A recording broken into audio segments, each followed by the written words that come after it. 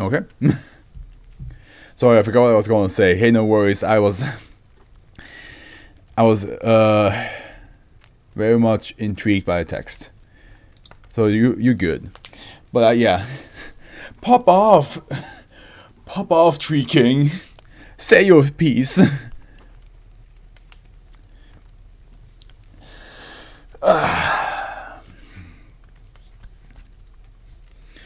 If you, Howard, and Vinvon could have one superpower, what would it be? I'm not sure if I asked you already, Howard, but I'm going to ask you again if I did already. I pick super speed. I'm already a runner. I love running. And the idea that I could run to any location I want to and visit my friends in the matter of a couple minutes across the globe. Probability manipulation. Damn, okay. You're picking the big boy powers, aren't you?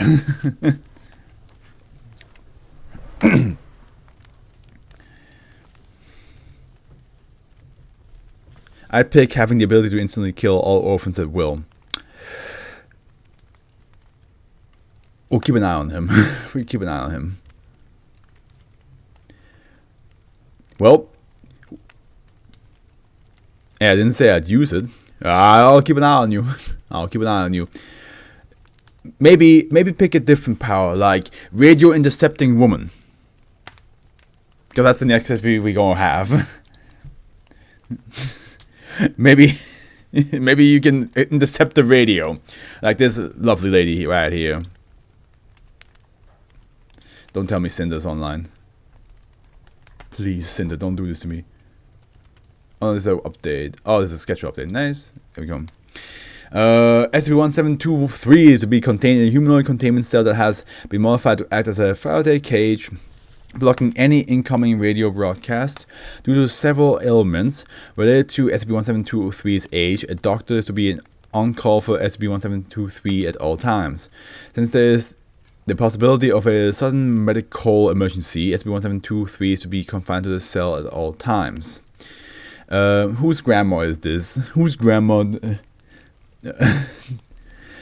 are we taking care of right now? Also, how long is it? It's very short. I'm glad they're short. I like when Sunday are shorter reads, which will not always happen, but because usually on Sundays I'm more tired than Saturdays. Today I'm not. Today is like the opposite, but I'm just saying when my Sunday reads are shorter. SCP-1723 is a human female of Uzbek descent, approximately 90 years old. The subject stands at 1.4 meters tall with gray hair and weighs 39.2 kilograms. Wow, she is tiny and weighs nothing. I can lift her. I already like work with 45 kilos of weight, like bones like this and that, you know, and this, but not like really, not lifting. That's like more like 30 kilos. So, but I could still lift her. SCP-1723 is able to receive the contents of any radio waves passing within 300 meters of the subject's location, with SCP-1723's spine and brain acting as the receiver. SCP-1723 hears these broadcasts as disembodied voices. Oh, that's taking schizophrenia to a whole new level. The subject can pick up on any radio signal broadcast between the frequencies 88 megahertz and 245 megahertz. All broadcasts are heard in real time. The subject can pick up any broadcast regardless of the level of encryption. SCP-1723 can understand messages sent in Uzbek, English, Russian, French, German, and in Morse code. There's another SCP that is all about intercepting radio signals, but then that radio signal transforms into a sort of like a warning of something to come. Like it basically creates anomalous activity around you. Briefly contained in 1958, it was recovered in 1996 from a mental hospital in the Russian Federation, where she's been treated for her Alzheimer's disease and dissociative identity disorder. SCP-1723 came to the Foundation attention when reports of a patient able to hear mobile phone transmissions reached agents embedded in the local military. When agents arrived to investigate SCP-1723, the subject began repeating classified information being broadcast over the agents' radios. SCP-1723 was taken into containment and classified as safe. Yeah, it makes sense that they want to keep her away. Because, like, it's already, like, odd that she can intercept radio waves, but then also, like, she could leak information that could put her in danger, or the SCP Foundation into public eye. The subject is suffering from several degenerative conditions, including Alzheimer's disease, osteoarthritis, cataracts, and deafness in the left ear, with limited hearing in the right. Note that the deafness does not affect the subject's ability to hear radio broadcasts. In addition, SCP-1723 has suffered multiple broken bones and minor brain damage at some point in the past, which was not treated properly. SCP-1723 dissociative personality manifests as an imitation of the personalities belonging to several Cold War-era politicians and military figures, including Data Expunged. This feels very much like the SCP type, like where like you're a regular human being that just happens to get something. Like you never asked for it, but you just happen to have it.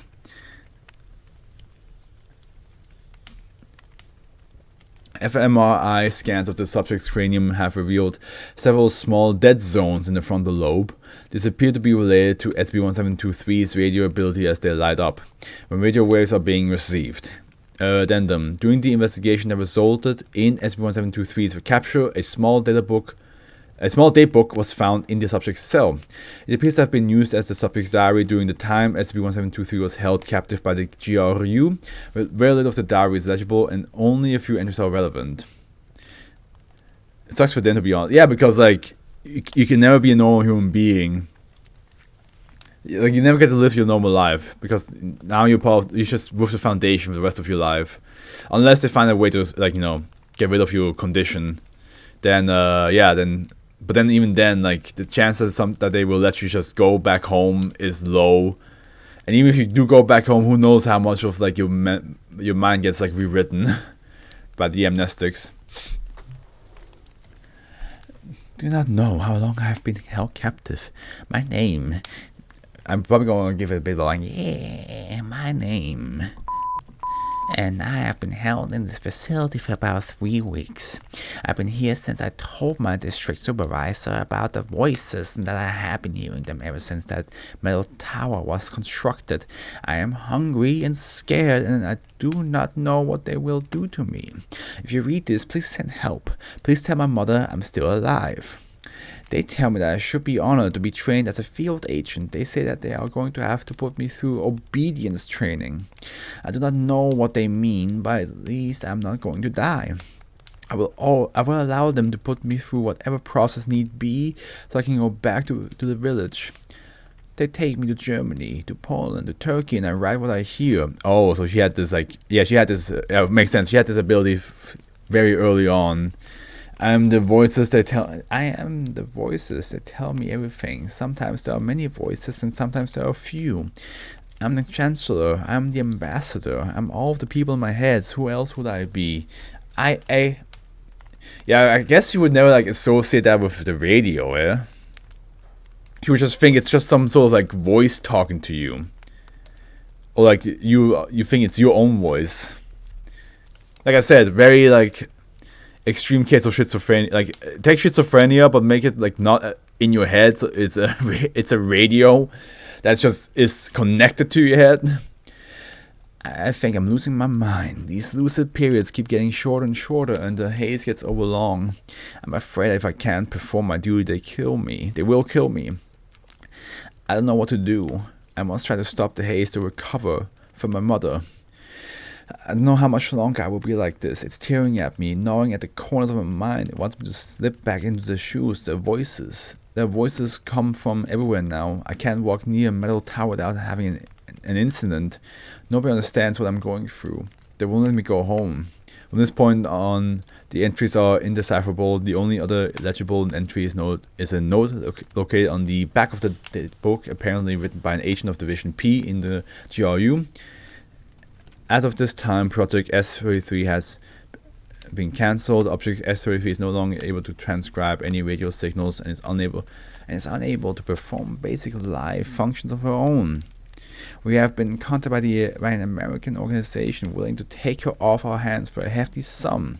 In the meantime, we have interned her at the mental facility. Personnel who had been assigned to projects S33 are to be reassigned. Documents related to S33, such as this diary, are to be on the go with the object. Oh, poor grandma. Poor grandma. She didn't ask for this.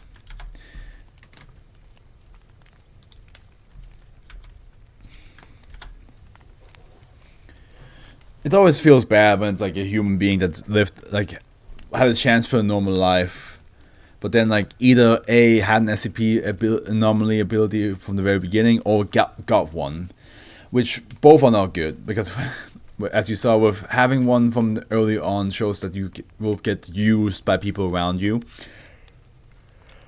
And getting one out of nowhere just makes you really confused, because you knew what normal life is and then you can never get it back. That was kind of fucked. Yeah, it's basically just abusing a woman for military purposes for who knows how many years of her life. And even though now she's free from that pain, she's still like, she's still in a place she cannot leave anymore. Although with Alzheimer's, she probably will not be as she will not see her place as a place of like imprisonment, but probably like as a place that she like doesn't remember why she's there. Maybe occasionally she's like, I've been here for a while, but she doesn't remember how long. Doesn't remember why. Yeah, there's a lot happening to this poor woman. It's a shame.